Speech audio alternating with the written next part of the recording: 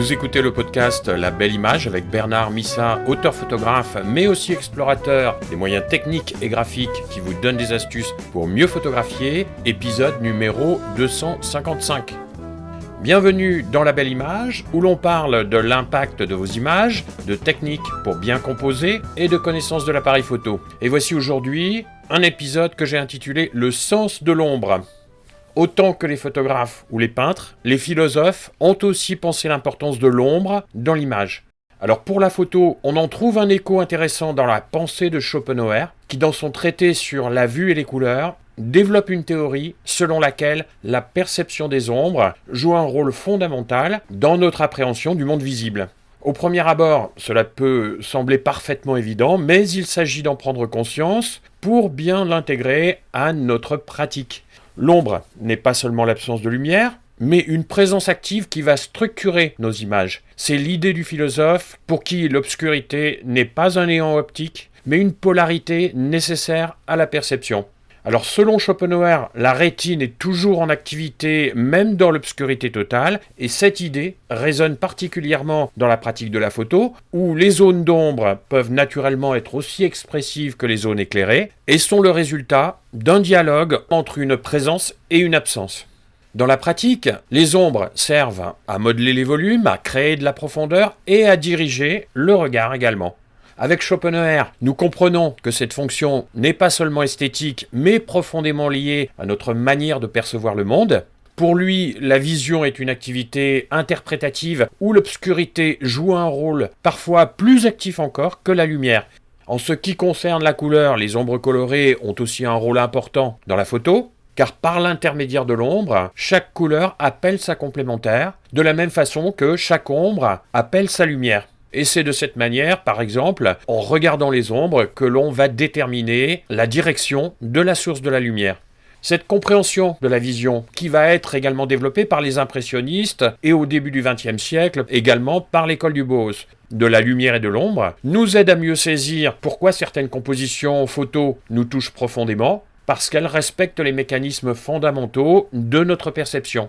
Alors la photo, avec ses capacités techniques étendues, permet de saisir des nuances d'ombre qui vont créer un tout cohérent, où l'ombre et la lumière vont se répondre et se compléter.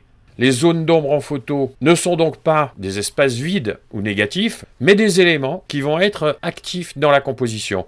Et cette compréhension transforme l'approche de la photo. L'ombre devient un outil d'expression qui est soudain porteur de sens et d'émotion. La pensée de Schopenhauer offre un cadre théorique pour comprendre le rôle essentiel des ombres dans l'interprétation active d'un sujet graphique. Si l'on prend par exemple la série de photos d'Irving Penn, intitulée les Corner Portraits, qu'il avait faite dans les années 50, je crois, l'ombre devient comme un écrin qui révèle la présence du sujet sur les murs convergents en créant un espace où l'ombre est une présence active. Voici un autre exemple avec les paysages de Michael Kenna. Les zones d'ombre ne sont pas des vides, mais des masses aussi expressives que les éléments éclairés. Et ces longues expositions, où les ombres deviennent des formes fluides et mystérieuses, illustrent bien l'idée de Schopenhauer selon laquelle notre perception est une interprétation active et pas seulement une simple réception de la lumière. Les natures mortes et les portraits dans la peinture de Zurbarán, le peintre espagnol du XVIIe siècle, offrent encore un autre exemple frappant. Dans ces images, l'ombre devient un complice nécessaire à son interprétation visuelle du monde. J'ai mis en illustration sur la page les images correspondant aux exemples que je viens de citer. Il faut se rappeler que la photo est un enregistrement de la lumière combinée avec l'ombre pour créer une interprétation active où les deux éléments vont jouer de concert un rôle aussi important l'un que l'autre. Et cette compréhension peut transformer fondamentalement une approche de la photo en nous invitant à considérer l'ombre comme un puissant élément expressif. Pour passer de la théorie à la pratique, je vous propose maintenant 3 exercices à expérimenter. Le premier, que j'ai intitulé « Trouver un cadre d'ombre ». Le deuxième, utiliser la direction des ombres. Et le troisième, intégrer un dégradé naturel. Pour le premier, trouver un cadre d'ombre. Vous cherchez dans la rue ou dans un parc des zones où une ombre naturelle créée par des arbres ou des bâtiments peuvent produire un cadre sombre. Pas nécessairement sur les 4 côtés, peut-être que 3 côtés pourraient suffire également. Placez ensuite un sujet dans une zone éclairée, une personne ou un objet ou un détail architectural dans cette fenêtre d'ombre. Le deuxième exercice, utilisez la direction des ombres. En début ou en fin de journée, quand les ombres sont longues, vous photographiez un même lieu ou un même sujet en incluant des ombres longues dans le cadre, comme des lignes qui vont traverser toute la composition.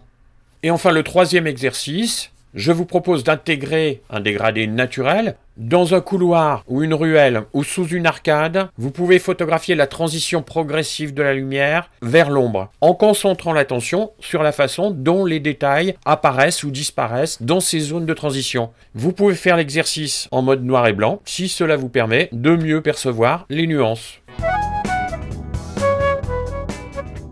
La Belle Image est publiée chaque lundi et vous propose des techniques, des astuces, des idées et des moyens de composition dans le but de développer votre expression photo et de donner plus d'impact à vos images. N'hésitez pas à me laisser un commentaire ou une question pour me faire part de ce qui vous intéresse le plus à développer dans votre pratique de la photo. Si vous ne l'avez pas déjà fait, vous pouvez télécharger le manuel de composition en cliquant sur le bouton placé sur la page de l'épisode.